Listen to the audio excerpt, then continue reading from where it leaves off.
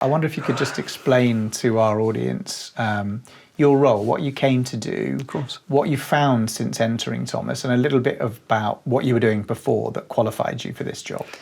I'll start there then, shall I? Yeah. So my history is entirely in HR software space, which is kind of unusual.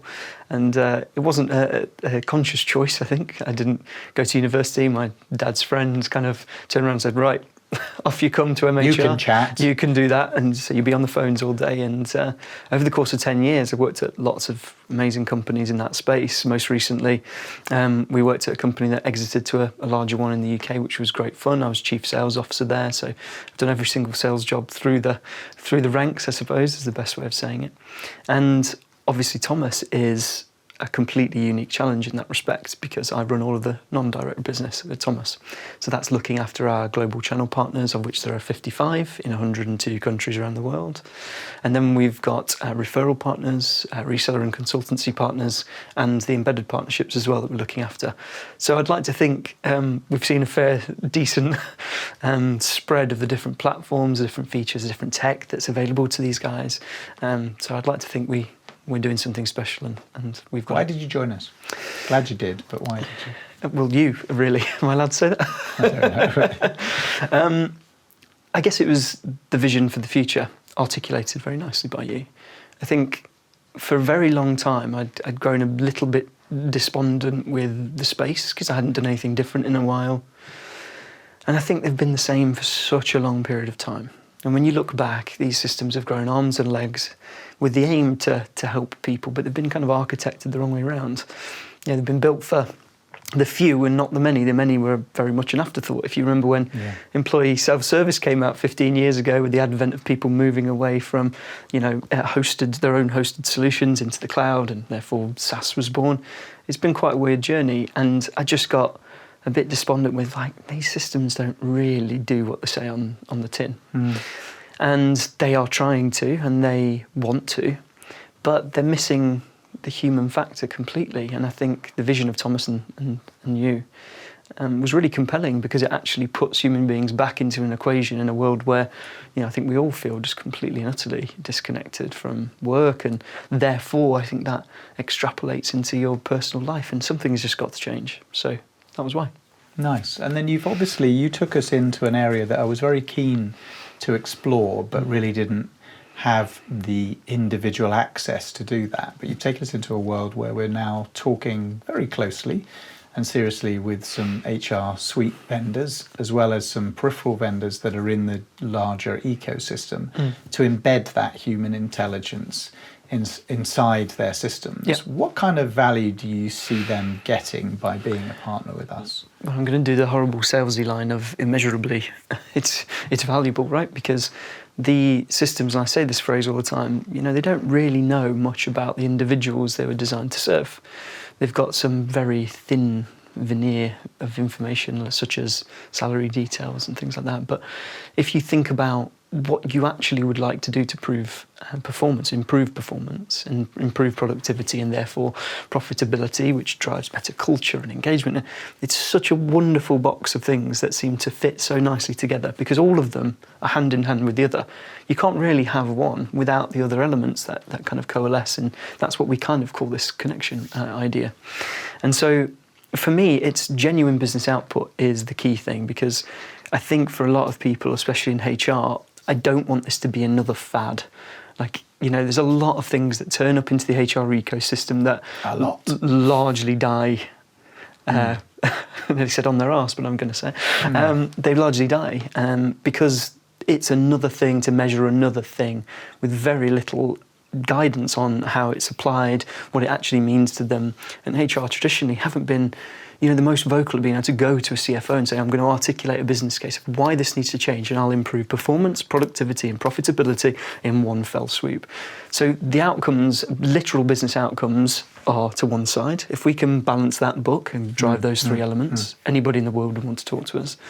Secondly, if we improve how those connections, 6 dimensions of connection, people are going to feel fantastic at work. Yeah. So it's the most obvious thing in my head. That's what I love about it. It just, when you look at this equation, it's like, well, why isn't everybody doing this? This seems so plain. But no one has reached that conclusion until today. Yeah, fantastic. Thank you. And in terms of the results that you said, you mentioned you can improve profitability, productivity, performance. Yep. What results have we seen? What results are we seeing today, and what does the data tell us? Well, the data, it's about 175 of the FTSE 250 that we've done some research with recently. And what was really interesting is the 25% of the top most connected companies by the measure actually showed about 4-5% CAGR growth comparative to the bottom 25% of least well-connected companies, who actually showed a negative CAGR to the tune of nearly 4%, something like an 8.8% differential between the most connected and the least connected businesses in just that sample size. If we extrapolate that, and we will continue to do research to that end, it's absolutely mind-boggling that that's one of the core factors that we can now measure well upstream of concepts that like engagement, and we can actually make a difference and do something about it. So I think the research backs up everything we're saying.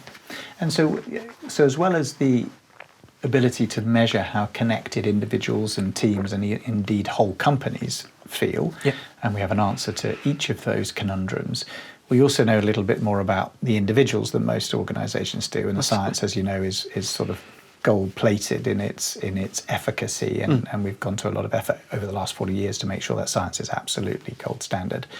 What can we do, or what can an organisation do, more importantly, when they merge that how do you feel with who are you? What kind of action can they take in the employee life cycle?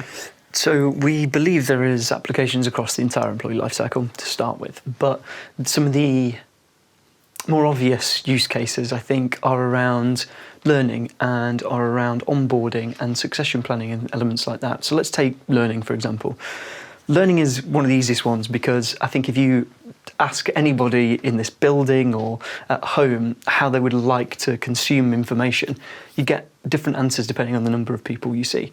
Very few people, I think, these days would prefer to be orated to in a classroom-style environment. And this is what you do, write it down. This is what you do, write it down. Certainly wasn't for me, I can attest. And I can absolutely attest, yes. And people now have so many different ways to consume and learn and actually make a difference. YouTube exists for that purpose. I don't think many people in the world haven't done a DIY course on YouTube, for example, because they get to do something and see it and feel it. Yeah. So why do we all learn the same way? When you join a company of any size, there's no personalisation to that individual. You turn up, you get shoved through an e-learning course, you sit there, you watch a video, you tap a few answers into the page, if you're not already on ChatGPT, getting the right answers before you have to watch the video, and off you go. What does it benefit? Yeah. It's completely learned. Yeah. And so we need to build and bring in hyper-personalisation through intrinsically knowing that person back into the fold.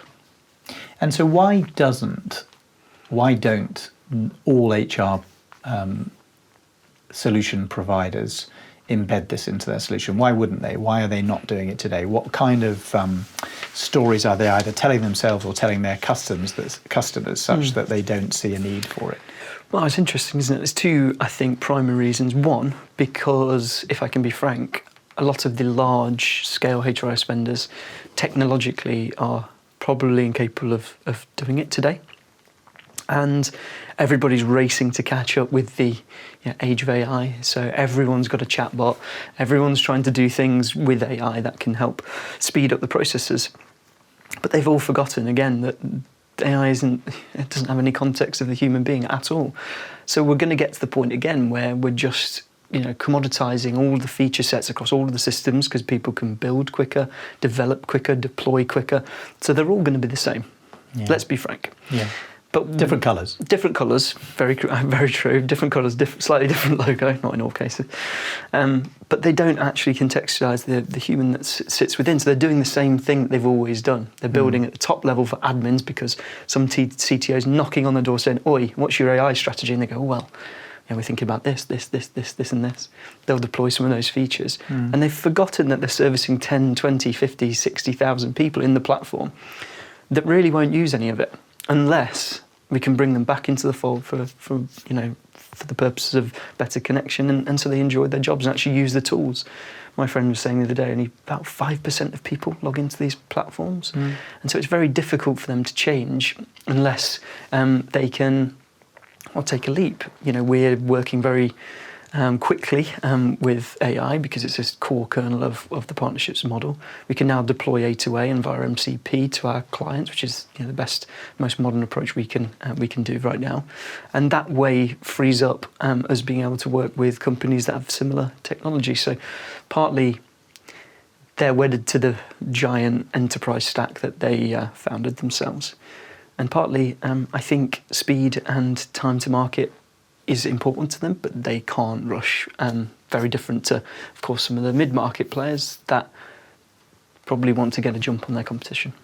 So we know that this issue of disconnection is really a C-suite issue, right? It's an HR issue and it's a C-suite issue. It's all our issues, but the fact is it's affecting corporate performance. It's a leading indicator, arguably the leading indicator for discretionary effort, which drives all of the innovation, all of the extra work, all of the wonderful customer service, all of the differentiation that exists in an organization. Without that discretionary effort, you're just putting in the yards and you're just as good as the lowest common denominator. It's like a race to the bottom. Agreed. So we know this to be true, but when we think about how customers today and partners today position the sale of their suites. So they're obviously talking to the HR about efficiency and risk mitigation and everything, but it has to be signed off. These are big purchase deals, much bigger than buying something from Thomas. These are huge, multi-million pound deals in some instances. They justify the business case out of sort of, well, you tell me. Headcount reallocation, repurposement, things like that, right? So sort of transactional things. And so an HR person builds a business case that's fairly straightforward. That's it. If they embedded connection intelligence, how would the business case change for the C-suite? I think I would like to think it would become more fundamental and front and centre, because those things, whilst articulated through loads of different ROI calculators that we've all created over the course of time, I've never seen one project. That's not true. I've seen very few projects that track all of those elements all the way through to conclusion and then prove that the ROI happened. Because it's very difficult to do so. Connection is very different because we've got a measure that can be constantly and iteratively done, completed, so you can see the uptick with the actions that are taking place. If we therefore can tie those things to key business metrics, we're talking about performance, profitability over the course of when it was embedded and when it was kind of at a point in time, we've got this ready to go and out of the box, so it's no longer intangible. This is a tangible element that we can directly correlate with financial results, as opposed to someone going, oh yeah, well, we repurposed 3 heads. I think because we know that impact happens, you know for a fact that HR platform will be stickier. Of course. It will deliver more value, which means it's got a happier customer, which means they've got pricing power to the extent that they know they're impacting the contribution they're making to that organisation. So it's a sort of triple win, isn't it? The customer wins, the partner wins, and obviously in an ideal world, Thomas wins too. Plus the employees will feel better than they've ever felt at work. Well, there you go. It's not even a triple lock, it's a quad lock or whatever that is. We've just, TM. We've got 3 different types of partners. We've obviously got the organisations like the HR suites and the learning and development platforms and others that can embed our data to create those very strong connected experiences, personalised experience for employees and for managers alike, and obviously provide data back to the HR team that can justify the purchase back to the C-suite. We've got other partners as well that we work with. Talk a little bit about, for example, our consulting partners and how they can monetize the connection intelligence. It's a really important thread for Thomas. So for consultancy partners, they are always looking to diversify and find the next newest thing, right? So there's a natural tension for them to serve their clients really well, especially in the age of AI, where some of the largest consultancy firms on planet Earth are having to reduce headcount by the tune of hundreds of thousands. So what they're trying to do, and especially when they come and speak to Thomas, is that they realise that this is like a genuine point of time where we found or researched something that can genuinely provide difference to a business that they engage with and talk to. And it's singing in those circles very complementary to engagement, because obviously connection is the root cause and engagement is the lag measure of. So it's quite an exciting program for them because they can build and have built lots of practical services around it. We hold the core technology, we hold the AI tooling that can embed this into the flow of work. But importantly, they can offer especially at enterprise grade, programs that can be run in, such as the Connected Manager. We really want this to be embedded and effused in the organisation, not just be this one and done. Bought another piece of software, it's done a measure, off we go. That's why consultancy partners are really important to Thomas in the future. Yeah, I mean, I think we know if they have that data and they have the access to the customer so they can see how a business is performing, how connected it is. There are 1,000 interventions that can be done that by having the consulting partner fully armed and be able to go in and make a difference in near real time to support the managers, to support the HR team. It's an opportunity for them to build established long-term relationships with a tool that will, we're committed to innovation. As you know, you see just the number of things that our development team and our product leadership under Clem have developed in the last year, and I can only imagine how many we'll be building and bringing to market in the next 12 months. And you've been very instrumental in that. And as a partner philosophy, given that we do have 55 partners around the world, as you say, representing 102 different countries, and a system that works fairly across all of those, what's an ideal partner for Thomas today? An ideal partner is somebody that gets it, first and foremost, that genuinely believes in the vision that we're trying to do something that is genuinely going to change the shape of or the future of work as we know it. That's really important, and that should be almost a given when we're engaging, because I think a lot of people we talk to, especially the big HR vendors, are like, oh my God, this is right, we've gone way too far. So that's first and foremost. The second for us as a perfect partner is somebody that has a bit of control over dev and tech so that we can move quickly, because this technology is going to be big. And importantly, we're running at this at high speed, and we want partners that feel the same way and that can come along that journey so that they can see direct, and their customers can see direct benefit in the least amount of time possible. And we think that's capable through A2A or MCP very, very shortly. So they're the two kind of main streams: people that believe the vision inherently and how it's going to improve their customers' lives, and people that can come along and run with us, because we're a pretty fast business. I would argue, add a third, and also have access to the kind of customers that will benefit, right? 100%. Credibility and access, yeah.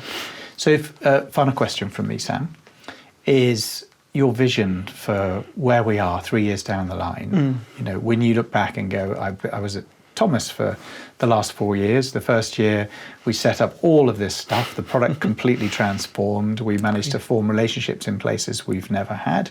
What do we look like in another 3 years? I think we would look like a completely new category-defining company. I would be very proud if we could turn around and people went, hey, you're the connection intelligence guys, right? That would be a really proud moment for me. And I think it would be really interesting to see how many people we've actually helped and the differences it's made to the technology, because I'm fed up of seeing a new piece of technology roll out every couple of weeks when these people have not had practical HR guidance, they don't know the companies that they're talking to, it's just a plaster over what is today a big wound. So I'd be very proud if we could prove and see on socials, people's personal socials, that they feel proud to go into work and use these platforms, and that it's actually doing something for their career day to day versus what it does today, which I think is remiss. I'd love that too. Thanks, Sam. It's a pleasure to work with you, mate. Thanks, Luke.